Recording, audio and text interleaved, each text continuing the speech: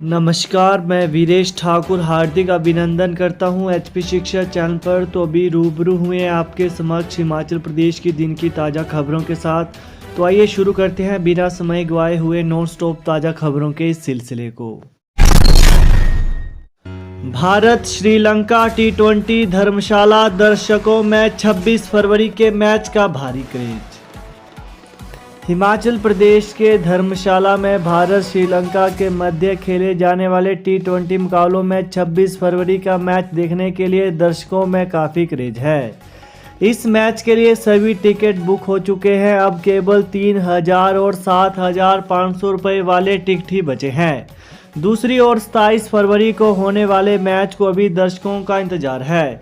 इस मैच के लिए online ticket booking site Paytm पर मात्र 750 रुपये के सस्ते टिकट ही सोल्ड ऑन दर्शाए जा रहे हैं। 1,000 रुपये से अधिक के सभी टिकटों को अभी बुकिंग चल रही है। 27 फरवरी के मैच के लिए अभी भी 1,000, 1,500, 2,000, 3,000 और 7,500 रुपये वाले महंगे टिकटों की बुकिंग चल रही है। पटाखा फैक्ट्री विस्फोट हादसा, हिमाचल सरकार ने जांच के लिए 3 सदस्यीय एसआईटी का किया गठन। हिमाचल प्रदेश के ऊना जिले में हरोली उपमंडल के तहत बाथू में एक अवैध पटाखा फैक्ट्री में विस्फोट से हुए हादसे की जांच के लिए सरकार ने डीआईजी एनआर सुमेधा द्विवेदी के नेतृत्व में 3 सदस्यीय विशेष जांच दल एसआईटी का गठन कर दिया है। एसआईटी में कमांडेंट प्रथम आईआरबीएन बनगढ़ विमुक्त रंजन और एसपी ऊना अरिजीत सेन ठाकुर को शामिल किया गया है। हिमाचल प्रदेश पुलिस महानिदेशक संजय कुंडू की ओर से जारी आदेशों के तहत एसआईटी मामले की पेशेवर और निष्पक्ष जांच सुनिश्चित करेगी। बजट सत्र, राज्यपाल के अभिभाषण के बीच कांग्रेस विधायकों ने की नारेबाजी वॉकआउट। हिमाचल प्रदेश विधानसभा के बजट सत्र के पहले दिन राज्यपाल के अभिभाषण पर विपक्ष ने सदन में नारेबाजी करते हुए वॉकआउट कर दिया। बुधवार यानी आज राज्यपाल राजेंद्र विश्वनाथ आर्लेकर सदन में 11 बजे पहुंचे। उन्होंने सत्र की शुरुआत अपने अभिभाषण से राज्य सरकार की उपलब्धियां गिनाते हुए की, मगर बीच में ही कांग्रेस विधायक दल ने हंगामा कर दिया। इसके अलावा करीब 40 मिनट तक कांग्रेस विधायक शांत बैठे रहे। जब राज्यपाल प्रदेश में सरकार की ओर से जलापूर्ति योजनाओं का प्रदेशवासियों को लाभ देने की बात कर रहे थे, तो इस पर कांग्रेस विधायकों ने विरोध शुरू कर दिया। हंगामा बढ़ता गया और कांग्रेस के विधायक नारेबाजी करते हुए सदन से बाहर चले गए। सीएम जयराम के बयान से उखड़े डॉक्टर, 26 को सामूहिक अवकाश का ऐलान। हड़ताली कर्मचारियों पर कार्रवाई करने के मुख्यमंत्री जयराम ठाकुर के बयान से डॉक्टर भड़क गए हैं।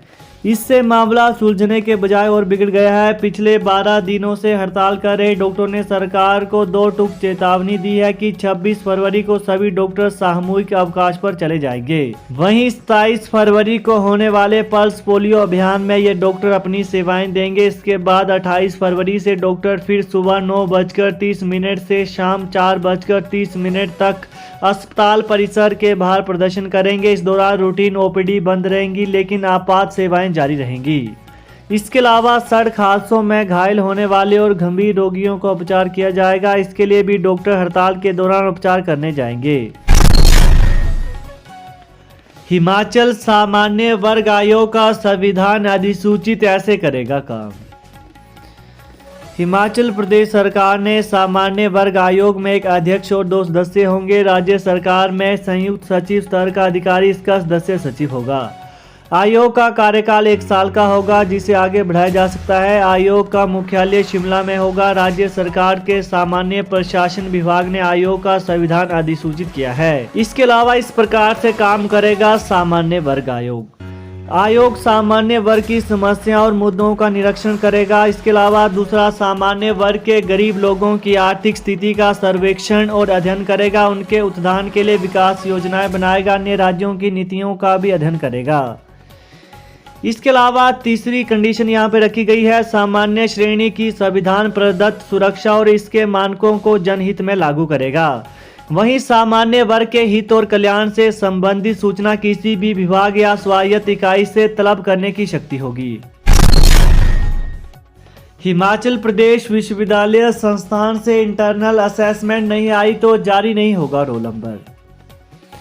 हिमाचल प्रदेश विश्वविद्यालय की 3 मार्च से पीजी डिग्री कोर्स की परीक्षाएं शुरू हो रही हैं। वहीं अप्रैल माह में होने वाली यूजी डिग्री कोर्स की परीक्षा के रोल नंबर कॉलेज और संस्थानों से इंटरनल असेसमेंट आने के बाद ही ऑनलाइन जनरेट होंगे।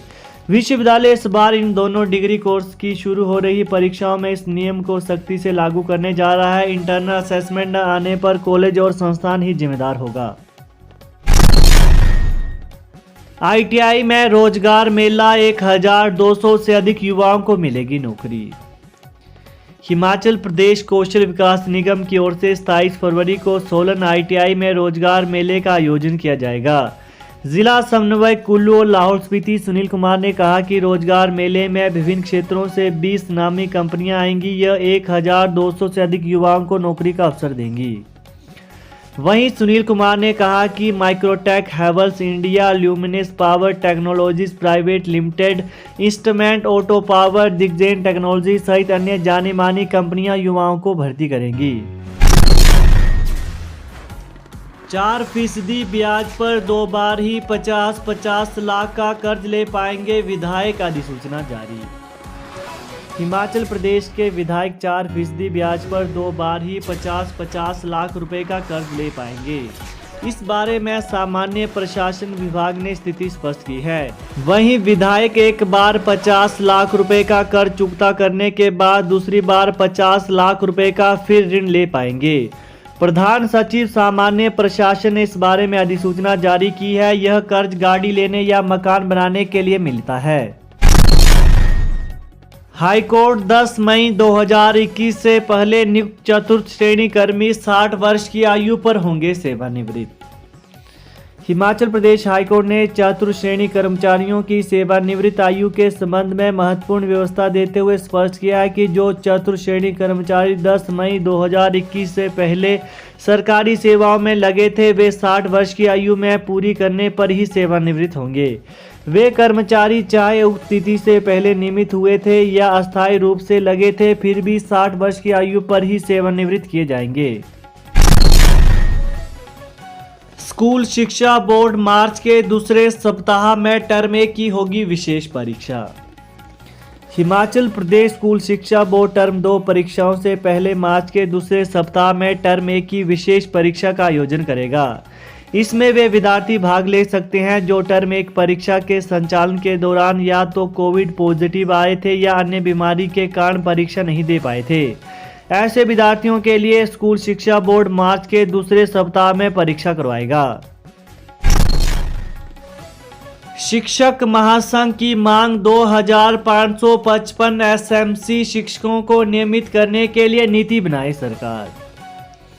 हिमाचल प्रदेश शिक्षक महासंघ की गुरुवार दोपहर बाद विधानसभा परिसर में शिक्षा मंत्री गोविंद सिंह ठाकुर के साथ बैठक होगी।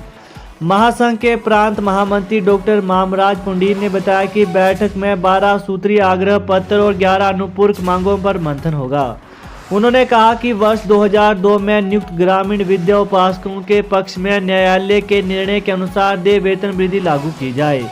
वहीं 2555 एसएमसी शिक्षकों को नीति बनाकर नियमित किया जाए। अंतर जिला स्थानांतरण नीति में संशोधन कर 2 वर्ष पूरा कर चुके शिक्षकों को जनवरी 2022 से नियमित किया जाए। तो यही थे दिन के कुछ मुख्य समाचार। तो ताज़ा समाचारों को पाने के लिए चैनल को जरूर सब्सक्राइब करें। Thanks for watching. जय हिंद, जय हिमाचल।